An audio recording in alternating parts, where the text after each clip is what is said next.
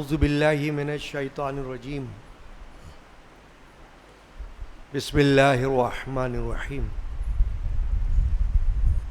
الا ان اولیاء اللہ لا خوف علیہم ولا هم يحزنون صدق اللہ مولانا العظیم الحمد لرب ہوا شاف لسقیمی والشکر لمن ارحم من کل رحیم. سب تعریف اللہ پاک کے لیے ہے. وہ کریم ہے، وہ رحیم ہے، اور اسی کا فضل عظیم ہے. جل وعلا شان وعم نوالہ ببرکت ان اللہ وملائکتہ یصلون علی النبی یا ایھا الذین آمنوا صلوا علیہ وسلموا تسلیما وعلی آلہ واصحابہ.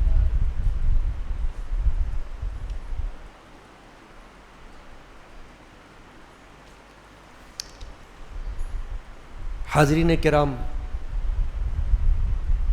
ہر اسلامی مہینے کے پہلے اتوار کو یہ نشست قرآن و حدیث اور فقہی مسائل کے حوالے سے ہوتی ہے. اللہ تبارک و تعالیٰ کی دی ہوئی توفیق سے جو کچھ اپنے بس کے مطابق گفتگو کی جاتی ہے، اللہ تعالیٰ مجھ فقیر گناہگار کی طرف سے اور آپ کی طرف سے قبول فرمائے. ایک حدیث شریفہ اس وقت پیش کرتا ہوں جو حدیث کی بڑی معتبر کتابوں یعنی صحیح بخاری شریف اور صحیح مسلم شریف میں موجود ہے. سیاہ ستہ کی یہ دو افضل کتابیں ہیں، اور ایک صحابی رسول ہیں ابی جحیفہ رضی اللہ تعالی عنہ، نوجوان صحابی ہیں. ان سے یہ حدیث پاک روایت کی گئی ہے. سرکار دو عالم صلی اللہ علیہ وسلم کے دنیا سے پردہ فرمانے کے وقت یہ نابالغ تھے، یعنی کم عمر تھے، مگر حدیث ان سے موجود ہے. قال رأيت رسول اللہ صلی اللہ علیہ وسلم بمکۃ وهو بالابطح. ابھی جحیفہ روایت کر رہے ہیں کہ میں نے نبی صلی اللہ علیہ وسلم کو مکہ شریف کے ابطح مقام میں دیکھا، فی قبۃ حمراء من عدم، چمڑے کے سرخ خیمے میں دیکھا، یعنی خیمہ لگا ہوا تھا جیسے سفر میں کہیں قیام کے لیے کیمپ لگایا جاتا ہے، خیمہ. تو سرخ چمڑے کا خیمہ تھا، وہ لگا ہوا تھا. وَرَأَيْتُ بِلَالًا أَخَذَ وَضُوءَ رسول اللہ صلی اللہ علیہ وسلم،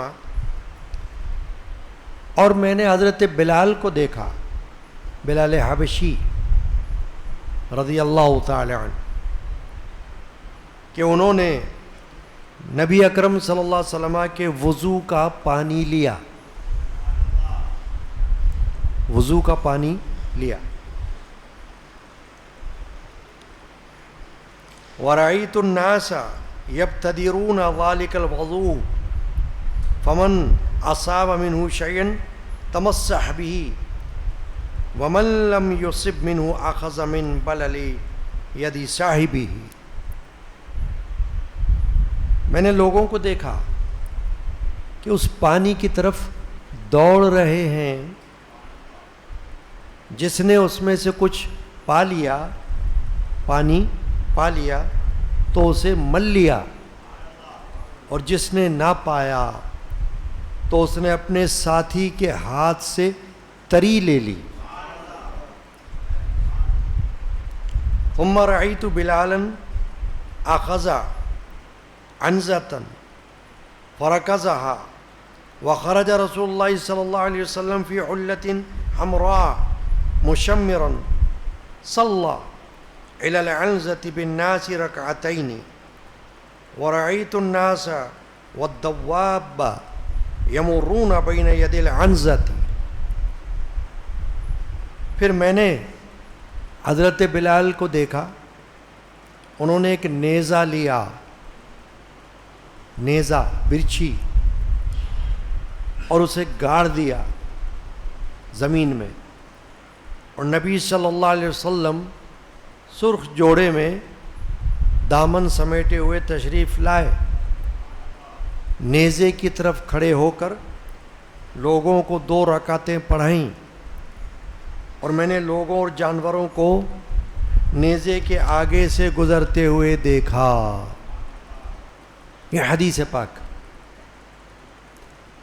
اب اس میں کئی باتیں، کئی مسائل، کئی عقائد کا پتہ چل رہا ہے بیک وقت، مقام غور ہے۔ ایک حدیث میں شریعت کے عقائد اور مسائل ہمیں معلوم ہو رہے ہیں جن کو ہمیں یاد رکھنا ہے۔ ابھی جو حیفا، جو نابالغ صحابی ہیں، وہ یہ حدیث روایت کر رہے ہیں، اپنا آنکھوں دیکھا حال۔ ظاہر ہے کہ اتنے بڑے ہوں گے کہ یہ واقعہ دیکھ کر اسے بیان بھی کر رہے ہیں، اور خود اپنی آنکھوں سے دیکھ رہے ہیں۔ فرما رہے رأیتو رسول اللہ صلی اللہ علیہ وسلم، میں نے دیکھا اللہ کے رسول کو صلی اللہ علیہ وسلم مکے کے ابتح مقام میں۔ یہ جگہ جو ہے ابتح، جنت معلا قبرستان جو ہے مکہ شریف کا، اس سے کچھ آگے کی طرف منا کا جو راستہ ہے وہاں پر واقع ہے، اور اس ابتح مقام کی نسبت سے رسول اکرم صلی اللہ علیہ وسلم کو ابتحی بھی کہا جاتا ہے، اور ابتح کا معنی ہے ایسا میدان جہاں بارش میں سیلاب آ جاتا ہو، ایک ایسا میدان بجری والا۔ وہاں خیمہ لگا ہوا تھا۔ اب ممکن ہے کہ سفر کا یہ کوئی ایسا مقام ہو، دوران سفر مقام ابتح میں حضور نے قیام فرمایا، تو ظاہر ہے صحابہ کرام بھی وہاں موجود تھے۔ اب واقعہ کیا بتایا جا رہا ہے کہ حضرت بلال حبشی کو انہوں نے دیکھا، اور بلال حبشی تو بڑے جلیل القدر صحابی ہیں۔ حضرت ابھی جو حیفا تو مشہور نہیں ہے، لیکن بلال حبشی تو مشہور صحابی ہیں، بچہ بچہ ان کا نام جانتا ہے، اور مؤذن رسول بھی کہلاتے ہیں۔ بلال حبشی کی اذان بہت مشہور ہے، نبی اکرم صلی اللہ علیہ وسلم نے انہیں اذان کے لیے باقاعدہ مقرر فرمایا تھا کہ وہ نمازوں کے وقت اذان دیا کرے، بلکہ جب اوائل اسلام تھا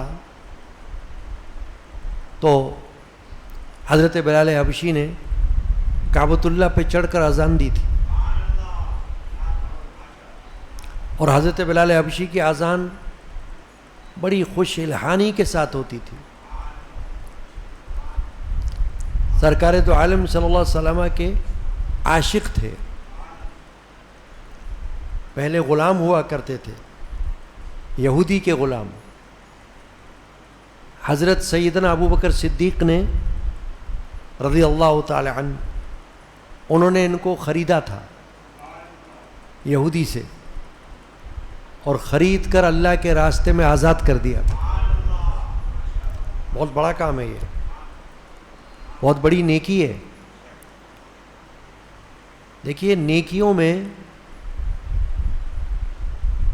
کوئی شمار نہیں کر سکتا کہ کتنی نیکیاں ہو سکتی ہیں. صرف نمازیں نہیں، صرف روزے نہیں، صرف حج اور عمرے نہیں، بے شمار نیکیوں کے راستے ہیں جو شریعت اسلامیہ میں ہمیں نظر آتے ہیں. تو اس وقت غلامی کا دور تھا، تو غلاموں کو آزاد کرانا اللہ کی راہ میں یہ بہت بڑی نیکی تھی، صدقہ تھا بہت بڑا اجر و ثواب رکھتا تھا. تو جو صحابہ کرام تھے دولت مند، جن کے پاس اللہ نے مال دیا تھا، وہ یہ بھی کیا کرتے تھے کہ اپنے مال سے غلاموں کو خرید کر اللہ کی راہ میں آزاد کیا کرتے تھے. تو حضرت بلال حبشی کو بھی ابو بکر صدیق رضی اللہ عنہ نے حضور اکرم علیہ الصلوۃ والسلام کے حکم سے، اجازت سے، یہودی مالک سے خرید کر راہ اللہ آزاد کر دیا. بہت بڑا اجر و ثواب کا کام کیا ابو بکر صدیق نے رضی اللہ تعالی. ویسے تو ساری نیکیاں ان کو ملی، بہت ساری نیکیاں ابو بکر صدیق کے دامن میں ہیں، مگر یہ بھی ہے غلام آزاد کرنا. تو بلال حبشی جو ہیں وہ ایک ایسے غلام تھے جن کا تاریخ میں ذکر مشہور ہے. اب یہ بات سے بات آئی تو میں نے یہ بات کی، ورنہ اصل مسئلہ کیا ہے کہ حضرت ابی جحیفہ جو یہ حدیث بیان کر رہے ہیں اور نابالغ ہیں، وہ یہ کہہ رہے ہیں کہ میں نے ایک سرخ خیمہ دیکھا، وہ چمڑے کا تھا، اور حضرت بلال حبشی کو دیکھا کہ اس خیمے سے باہر وہ آئے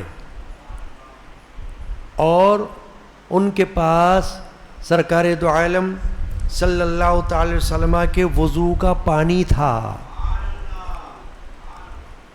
حضور نے ایک برتن میں وضو کیا تھا خیمے میں، اس پانی کو بلال حبشی نے ضائع نہیں کیا.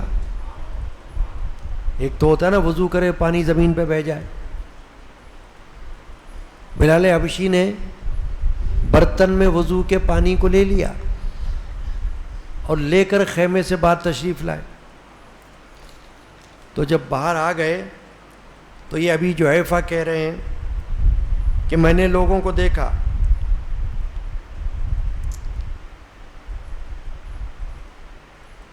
وَرَأَيْتُ النَّاسَ، لوگوں کو دیکھا کہ وہ اس پانی کی طرف دوڑ رہے ہیں. یعنی لوگوں نے دیکھا کہ حضرت بلال ایک برتن اٹھائے ہوئے ہیں، اس میں پانی ہے، اور پانی کوئی عام پانی نہیں ہے، رسول اللہ صلی اللہ علیہ وسلم کا وضو کا بچا ہوا پانی ہے. اب میں نے جو کہا تھا نا کہ ایک حدیث سے آپ کو کئی مسائل، کئی عقیدے معلوم ہو جائیں گے، اور وہ بھی صحابہ کے عقیدے، اور حضور اکرم علیہ الصلوۃ والسلام کی موجودگی میں. حضور دنیا میں موجود ہے اور صحابہ یہ عمل کر رہے ہیں. کیا دیکھا انہوں نے کہ صحابہ کرام دوڑے پانی کی طرف، جس نے اس میں سے کچھ پا لیا، یعنی ہاتھ بڑھا کر پانی لے لیا، تو اس نے اس کو اپنے چہرے پہ مل لیا. جس جس کو پانی ہاتھ میں آ گیا چہرے پہ مل لیا، اب پانی ختم ہو گیا۔ تو یہ کہہ رہے ہیں کہ جس نے پانی نہ پایا اس نے اپنے ساتھی کے ہاتھ سے ہاتھ کو مل کر اپنے چہرے پہ مل لیا، تری لے لی، تری، پانی کی تری۔ غور کیجئے حدیث پاک پر، واقعہ پر۔ جس کو پانی ملا اس نے کیا کیا؟ پانی لے لیا۔ جس کو پانی نہیں ملا اس نے کیا کیا؟ ساتھی نے جو پانی لیا ہوا تھا اس کا ہاتھ گیلا تھا تو اس نے اس کے ہاتھ پر اپنا ہاتھ ملا، اس کا ہاتھ بھی گیلا ہو گیا، اس نے اس ہاتھ کو لے کر اپنے چہرے پر مل لیا۔ اس کو کہتے ہیں حصول برکت۔ یعنی آپ کو کوئی کہے بھئی یہ کیا تھا عمل، تو آپ کہہ سکتے ہو یہ برکت حاصل کرنا تھا۔ کیوں؟ کہ اس پانی کا تعلق رسول اللہ صلی اللہ علیہ وسلم کی ذات پاک سے تھا، ان کے جسم پاک سے تھا، ان کے دست مبارک سے تھا اس کا تعلق۔ تو صحابہ نے اس پانی کو بھی ضائع نہیں کیا، اس پانی کو حاصل کرنا اپنے لیے باعث برکت بنایا۔ اب دیکھیے یہ عمل تو کہیں قرآن میں نہیں ہے نا، نہ ایسا حکم ہے کہیں قرآن میں کہ اللہ کے رسول وضو کریں تو لوگ پانی لے لیں اس کا چہرے پر ملیں۔ قرآن میں کوئی آیت ایسی نہیں ہے، تاکہ جو لوگ یہ کہتے ہیں کہ ہر بات قرآن سے دکھاؤ تو آپ ان کو کہہ سکتے ہو کہ یہ واقعہ اور یہ عمل قرآن میں کہاں ہے؟ مگر صحابہ نے کیا، رسول اللہ صلی اللہ علیہ وسلم موجود تھے، ظاہر ہے ان کو اطلاع ہوئی۔ آپ نے یہ نہیں فرمایا فضول کیا تم نے، کیوں کیا ایسا، یہ نہیں فرمایا۔ پھر حضرت بلال حبشی کے ہاتھ میں تھا وہ برتن، کوئی معمولی شخصیت نہیں تھی وہ، بلال حبشی اس برتن کو اٹھائے ہوئے تھے نا، انہوں نے بھی منع نہیں کیا صحابہ کو، ساتھیوں کو، کہ کیوں کر رہے ہو ایسا، کیا ضرورت ہے اس کی، پانی یہ تو ہے، نہیں، منع بھی نہیں کیا، اور صحابہ نے اس کو اپنے لیے باعث سعادت سمجھا کہ اللہ کے رسول کے وضو کا پانی ہے، معمولی پانی نہیں ہے، اس پانی کی نسبت رسول اللہ سے ہو گئی۔ تو یہ عقیدہ اس حدیث میں پہلا یہ معلوم ہو رہا ہے کہ لوگوں نے اپنے ہاتھوں سے بھی پانی لیا، مل لیا چہرے پر، جسم پر ملا ہوگا، جس طرح بھی ہو، اور جس کو پانی نہ ملا اس نے اپنے دوست کو کہا، ساتھی کو بھی تمہارے ہاتھ میں تو پانی لگا ہوا ہے نا، چلو یہ پانی کی تری میرے ساتھ شیئر کر لو، میرے لیے یہی کافی ہے۔ دیکھیے جو عاشق ہوتے ہیں ان کو اگر پانی کا گلاس نہ بھی ملے پورا تو ایک قطرہ ہی کافی ہو جاتا ہے۔ علماء فرماتے ہیں کہ جو صوفیاء کرام کا بچا ہوا پانی لوگ پینا اچھا سمجھتے ہیں، اس کی دلیل یہ حدیث بھی ہے، برکت کے حصول کے لیے۔ ان کا جھوٹا پانی بزرگان دین کا، مشائخ کا، تو یہ بھی یہاں سے مسئلہ اخذ کیا گیا ہے، یہ باتیں یاد رکھنے کی ہیں۔ اب یہاں تک تو یہ بات ہو گئی، حدیث پاک تو آگے بھی چل رہی ہے نا۔ ایک مسئلہ کون سا معلوم ہو گیا؟ عقیدہ تبرک، عقیدہ برکت، تبرک، کہ تبرکات چاہے وہ پانی ہو، چاہے وہ بال مبارک ہو۔ ایک حدیث پاک تو ایسی بھی ہے نا واقعہ کہ حضور نبی کریم صلی اللہ علیہ وسلم نے بال مبارک کٹوائے وہ بال مبارک جب کٹے اڑے تو صحابہ کرام نے ان کو بھی لے لیا.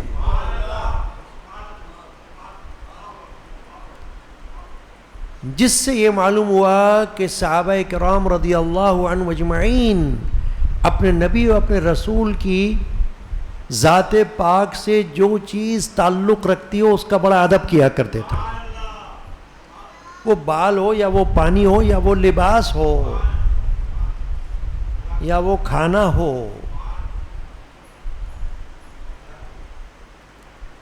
وہ اس کو بڑا بابرکت سمجھتے تھے. یہ عقیدہ ہے اور یہ عقیدہ حدیث سے معلوم ہو رہا ہے کیونکہ یہ باتیں قرآن میں نہیں آئیں. تو کوئی جاہل اگر یہ کہے کہ قرآن میں نہیں آئیں تو کیوں کیا, تو آپ کہہ سکتے ہو کہ قرآن میں نہیں آئیں مگر حدیث میں تو آ گئی ہیں. تو حدیث بھی ہمارے لیے قابل عمل, ہمارے لیے اس کی بڑی اہمیت. تو یہاں تک تو معلوم ہو گیا عقیدہ تبرک, عقیدہ برکت, عقیدہ سعادت. یہ آپ کے سمجھ میں آ گئی نا بات. اب آگے چلیں. ابھی جو حذیفہ رضی اللہ تعالی عنہ یہ آگے فرما رہے ہیں, انہوں نے اور کیا دیکھا. ثم رأیت بلالا, میں نے بلال کو پھر یہ بھی دیکھا کہ انہوں نے ایک نیزہ لیا. نیزہ جو کہ پھینکا جاتا ہے نا جنگ میں, جہاد کے موقع پر. ایک ہتھیار ہوتا ہے تلوار. ظاہر ہے کہ وہ بندوقوں کا زمانہ تو نہیں تھا نا, نہ بم کا زمانہ تھا. وہ زمانہ کیا تھا؟ تلوار, خنجر, نیزہ, یہ جنگ میں استعمال ہوتے تھے.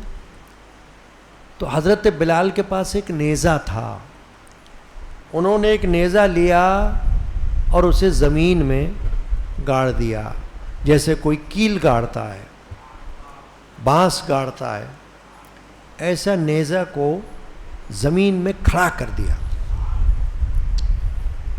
پھر نبی صلی اللہ علیہ وسلم سرخ جوڑے میں دامن سمیٹے ہوئے باہر تشریف لائے. اب سرخ جوڑا محدثین فرماتے ہیں کہ یہ سرخ دھاری دار جوڑا تھا, مکمل سرخ نہیں. مکمل سرخ رنگ مردوں کو منع ہے شریعت میں, عورتوں کو جائز ہے. خواتین سرخ رنگ کا جوڑا کپڑا استعمال کر سکتے ہیں. مرد کو بالکل سرخ رنگ کا لباس یا کپڑا یہ منع ہے. لیکن اگر اس پر کوئی دھاریاں ہوں تو جائز ہے. جیسے زمین سفید کپڑے کی اور دھاریاں سرخ, تو وہ پھر پورا سرخ نہیں کہلائے گا. یا کوئی اس میں پھول بنا ہوا ہو, وہ سرخ رنگ کا ہو, تو پھر وہ پورا سرخ نہیں کہلائے گا. جو کپڑا پورا سرخ ہوگا اس کی ممانعت ہے. تو سرکار دو عالم صلی اللہ علیہ وسلم جو باہر تشریف لائے تو مکمل سرخ جوڑا نہیں تھا, سرخ دھاری دار کرتا مبارک تھا, اس میں آپ تشریف لائے. اور یہ صحابی کہہ رہے ہیں کہ نیزے کی طرف کھڑے ہوئے, نیزے کے پیچھے, نیزہ آگے, نیزے کے پیچھے حضور کھڑے ہوئے اور لوگوں کو 2 رکعتیں نماز پڑھائیں. اب چونکہ سفر کا موقع تھا, یا فجر کی نماز بھی ہو سکتی ہے یا ظہر کی نماز بھی ہو سکتی ہے, کیونکہ سفر میں 4 رکعت 2 ہو جاتی ہے, 4 کی جگہ 2 رکعت پڑھی جاتی ہیں اور پڑھائی جاتی ہیں. تو حضور اکرم علیہ الصلوۃ والسلام 2 رکعتیں نماز پڑھائیں. پھر یہ کہہ رہے ہیں صحابی ابی جحیفہ رضی اللہ تعالی عنہ کہ وَرَأَيْتُ النَّاسَ وَالدَّوَابَّ يَمُرُّونَ بَيْنَ يَدِ الْعَنْزَةِ, میں نے لوگوں کو اور جانوروں کو نیزے کے آگے سے گزرتے ہوئے دیکھا.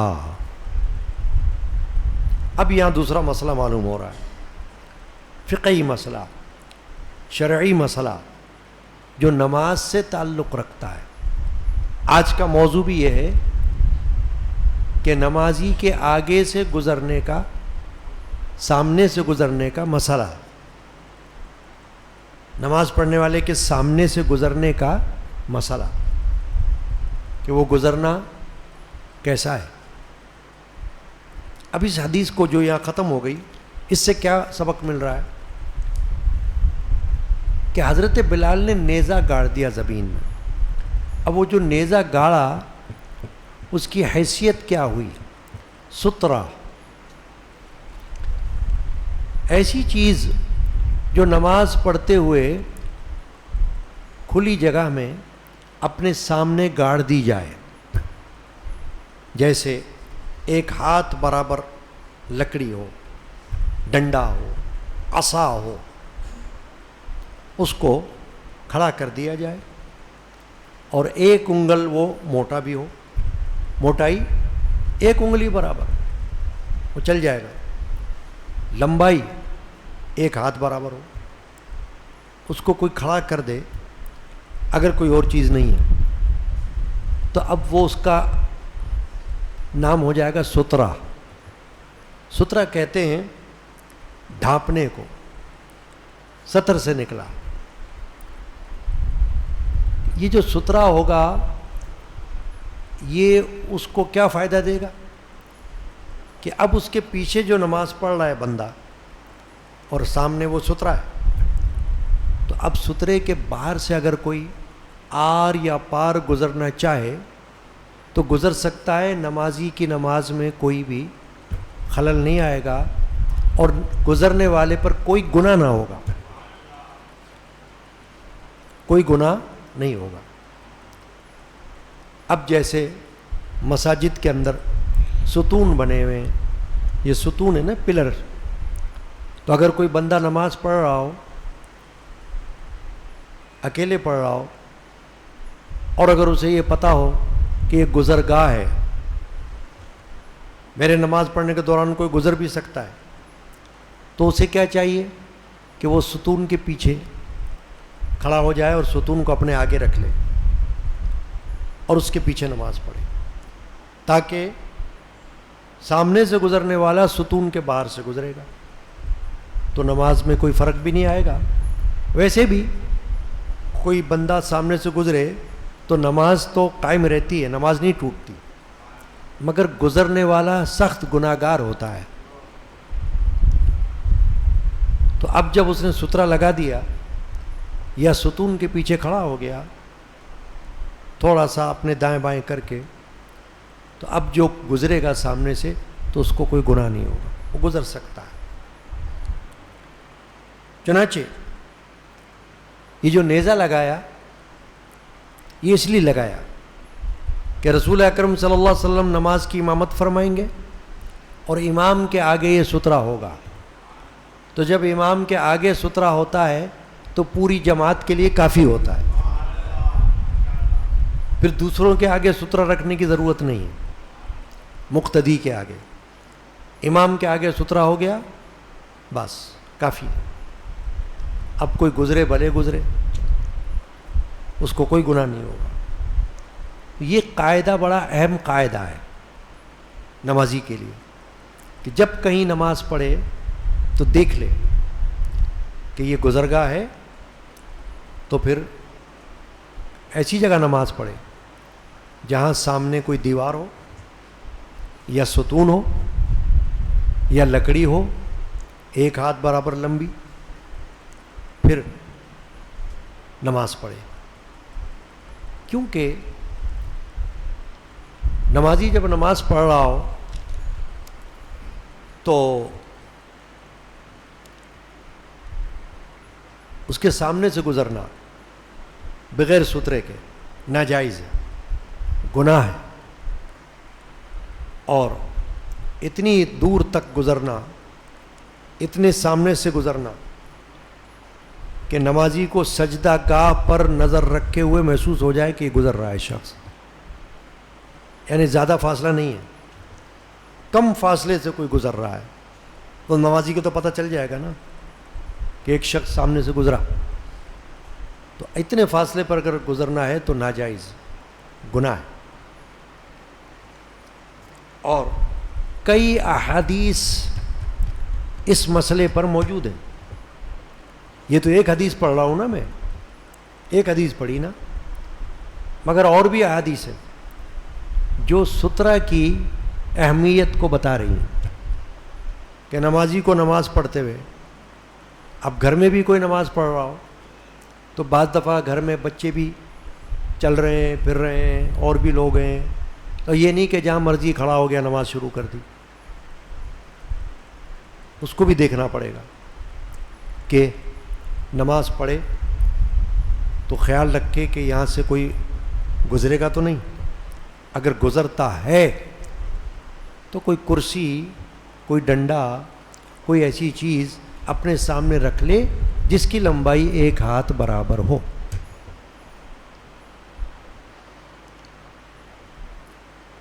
ایک حدیث پاک اور ہے مسلم بخاری شریف کی حدیث، صحیح مسلم صحیح بخاری، حضرت نافع رضی اللہ عنہ سے وہ روایت کی گئی ہے کہ نبی اکرم صلی اللہ علیہ وسلم اپنی سواری کو سامنے کر لیتے تھے پھر اس کی طرف نماز پڑھ لیتے تھے. یعنی جیسے اونٹ ہے اس کو سامنے بٹھا لیتے تھے اور پھر نماز ادا فرماتے تھے. تو اب جو گزرنے والا گزرے گا وہ اونٹ کے باہر سے گزرے گا، اندر سے نہیں. یا کجاوا ہوتا ہے اونٹ کے اوپر جو رکھا جاتا ہے نا بیٹھنے کے لیے، سیٹ اونچی ہوتی ہے.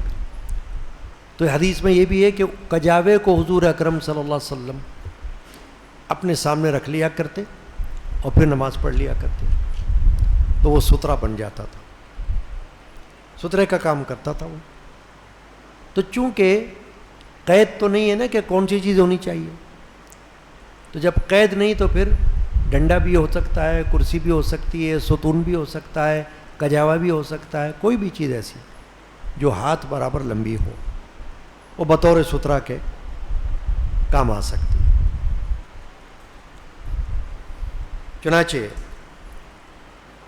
اب حدیث پاک میں یہ مسئلہ سن لیجئے کہ اگر نمازی کے سامنے سے کوئی گزرتا ہے تو اس کے اوپر کیا وبال ہے، کیا گناہ ہے.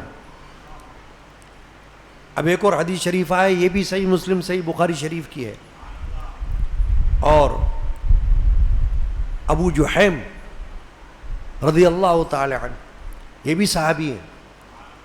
اب یہ حدیث روایت کر رہے ہیں، یعنی میں نے کہا نا کہ ایک سے زیادہ احادیث ملتی ہیں صرف اسی مسئلے پر، فقہی مسئلہ کہ نماز پڑھتے ہوئے کیا خیال کرنا ہے. یہ فرما رہے ہیں کہ رسول اللہ صلی اللہ علیہ وسلم نے فرمایا اگر نمازی کے سامنے سے گزرنے والا یہ جان لے کہ اس پر کیا گناہ ہے تو 40 سال تک ٹھہرے رہنا اس کو اچھا لگے، سامنے سے نہ گزرے ہو، 40 سال تک ٹھہر جائے. بھلے مثال دی کہ 40 سال تک ٹھہرنا گوارا ہو جائے مگر سامنے سے نہ گزرے ہو، کیونکہ جب نمازی نماز میں ہوتا ہے تو اس کی مثال ایسی جیسے وہ اللہ تبارک و تعالیٰ کی بارگاہ اقدس میں حاضر ہے، کھڑا ہوا ہے، اللہ سے ہم کلام ہے، تلاوت کر رہا ہے. اس موقع پر کوئی سامنے سے گزر جائے گا تو اس کو تشویش ہوگی، پریشانی ہوگی. اس لیے کہا گیا کہ اگر کسی کو پتہ چل جائے کہ بھئی نمازی کے سامنے سے گزرنا گناہ ہے اور بڑا گناہ ہے تو وہ گزرے گا نہیں، کھڑا رہے گا. تو ان احادیث سے ہمیں کیا معلوم ہو رہا ہے؟ یہ ہم نے ایک دو حدیثیں سنی نا، بھی حدیثیں اور بھی ہیں مگر وقت محدود ہوتا ہے. معلوم یہ ہو رہا ہے کہ نماز پڑھتے ہوئے نمازی کو تو یہ چاہیے کہ وہ ایسی جگہ کا انتخاب کرے جہاں سامنے کوئی چیز ہو بطور سترہ کے، تب نماز پڑھے. اور گزرنے والا یہ دیکھ لے کہ جو نماز پڑھ رہا ہے یہ کچھ سترہ رکھ کے پڑھ رہا ہے یا ویسے ہی پڑھ رہا ہے. اگر ویسے ہی پڑھ رہا ہے تو ٹھہر جائے، اس کے سامنے سے نہ گزرے. فاصلہ اگر بہت بڑا ہے تو گزر سکتا ہے، یعنی زیادہ دور ہے جو کہ نظر میں، اب جیسے میں نے کہا نا کہ سجدے میں کوئی بیٹھا ہوا ہے، سجدے کے قعدے میں بیٹھا ہوا ہے، تو نظر اٹھائے تو دور تک جہاں تک نظر جا رہی ہے اس سے آگے تک تو اگر کوئی گزر رہا ہے تو گزر سکتا ہے، لیکن جہاں تک نظر گزرنے سے محسوس ہو جاتا ہے کہ گزر رہا ہے تو وہاں تک گزرنا ناجائز اور گناہ ہے. تو رسول اکرم صلی اللہ علیہ وسلم کی احادیث شریفہ سے نماز کا یہ مسئلہ ہمیں آج معلوم ہو رہا ہے، جس کو ہمیں انفرادی نمازوں میں خیال رکھنا ہے. اور اگر امام نماز پڑھا رہا ہے اور امام کے سامنے سترہ موجود ہے تو پھر اگر مقتدیوں کے سامنے کچھ بھی نہیں ہے تو کوئی فرق نہیں پڑ رہا، کیونکہ امام کا سترہ کافی ہو گیا. اس ایک امام کے سامنے سترہ رکھ لینے سے سب پر سے وہ فریضہ ساقط ہو گیا. چنانچہ اب ان احادیث کو سن کر یہ معلوم ہو گیا کہ نماز میں سترے کی بڑی اہمیت ہے. اور اس حدیث پاک سے یہ بھی معلوم ہو گیا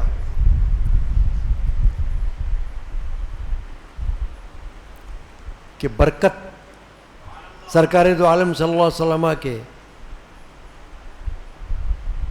ذات پاک سے نسبت رکھنے والی چیز کی وہ صحابہ کے نزدیک کتنی بڑی ہے، کتنی اہمیت رکھتی. سن لیا نا آپ نے، اس حدیث میں دو باتیں آ گئی نا، پانی کا لینا برکت کے لیے، چہرے پر ملنا بطور تبرک، اور پھر سترہ. یہ دونوں باتیں معلوم ہو گئے. اللہ تعالی ہمیں یاد رکھنے کی توفیق عطا کرے. الحمدللہ رب العالمین والصلاة والسلام علیک یا رحمت للعالمین. اللہ تعالیٰ آج کی حاضری درس کی قبول فرمائے. اور جو میں نے عرض کیا کہ صوفیہ کرام کی تعلیمات کا درس ہفتے میں ایک بار رکھنے کا جو ارادہ کیا ہے، تو جو حضرات یہ سمجھتے ہوں کہ وہ اس میں شرکت کر سکتے ہیں تو وہ رابطہ کریں گے تو کوئی ٹائم مقرر کر دیا جائے گا 1 گھنٹے کے لیے، اور اس میں انشاءاللہ بہت تعلیمات حاصل ہوں گی اور فائدہ ہوگا. اللہ تعالیٰ توفیق عطا فرمائے. آمین اللہم ربنا آمین.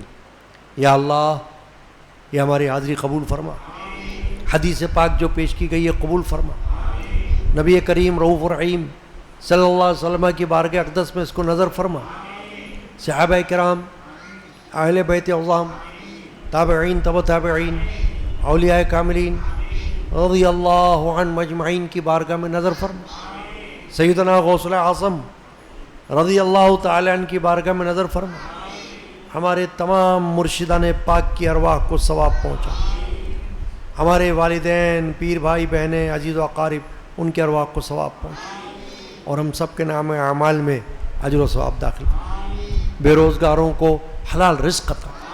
اس درس کی برکت سے رزق روزی میں خیر و برکتیں عطا. جو بیمار ہیں مجھ گناہگار سمیت ان کو شفا عطا. جو بے اولاد ہیں ان کے یہاں نیک اولاد نرینہ عطا. جو بچے بچیاں ہیں ان کے گھروں کو آباد کر. زوجین میں اتفاق اور محبت نصیب فرما. امین. یا اللہ اس مسجد میں، قادری مسجد میں، خانقاہ قادری علمیہ میں آنے جانے والوں کو حفظ و امان میں رکھ اور ان کو مزید ذوق اور شوق عطا فرما. آمین. صلی اللہ تعالی علیہ. انشاءاللہ جمعرات کو 11ویں شریف کی محفل ہوگی، بدھ کو نہیں، جمعرات کو بعد نماز مغرب۔ اللہ تعالی حاضری کی توفیق عطا۔ صلی اللہ تعالی علی محمد وعلی آلہ وصحبہ اجمعین۔ لا الہ